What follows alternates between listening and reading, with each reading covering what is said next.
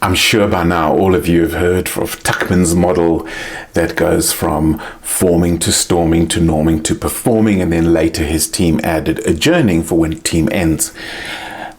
And do you know there was a predecessor to that? More than 50 years before that, Henry Ford said the following: teamwork, coming together is a beginning. Keeping together is progress. Working together is success. Henry Ford. Let's look at the process of becoming a high-performing team.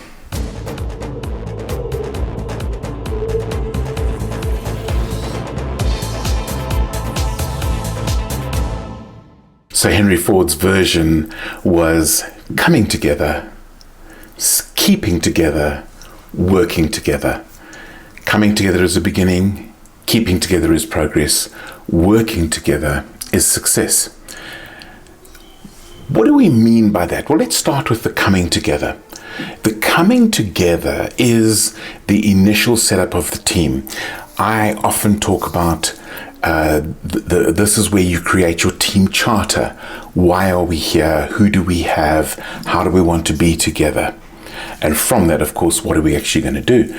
So if we think about that coming together, what the research is now showing is we establish trust in that phase by doing those intentional things, by looking at why, what is the purpose of the team, who, what do we have in terms of strengths, experience, weaknesses, synergy, and how, what are our optimal mechanics of how we're going to run this team in order to be and deliver that purpose, that why.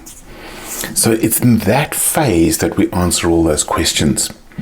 Keeping together, the reason Henry Ford looks at that so strongly is that what so often happens is out of that, we have what Tuckman called the storming stage, where often these very things that we've just talked about, the how we're going to be together, the synergies and all this, get tested as the rubber hits the road, as we realize it's a lot harder than we thought it was going to be, that we realize that we've got to work with these diverse personalities that we don't always agree with.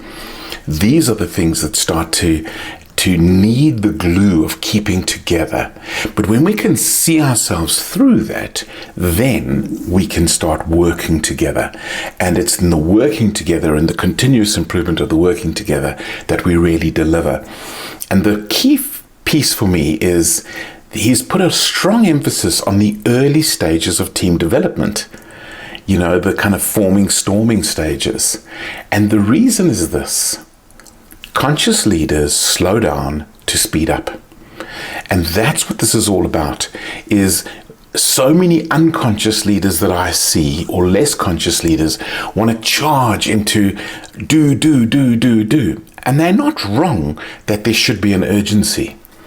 But what they fail to realize is that laying a strong foundation is going to give you, in the medium term, a much higher rate of delivery than just pushing on delivery and doing no setup, no building of culture, no clarity of purpose.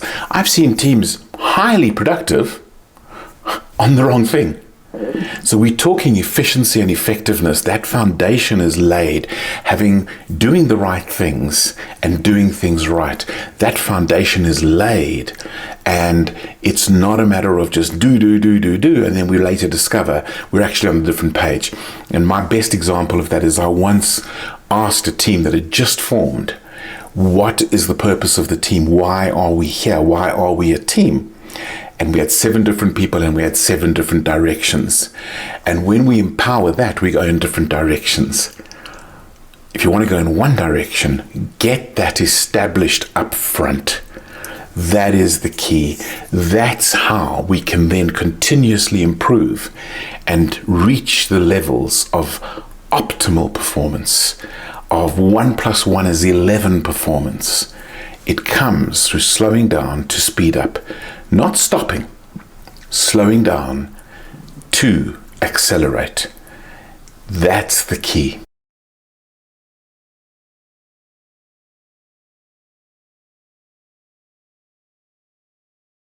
If you like this video, why not hit subscribe? That way you can regularly get conscious leadership updates in your YouTube feed.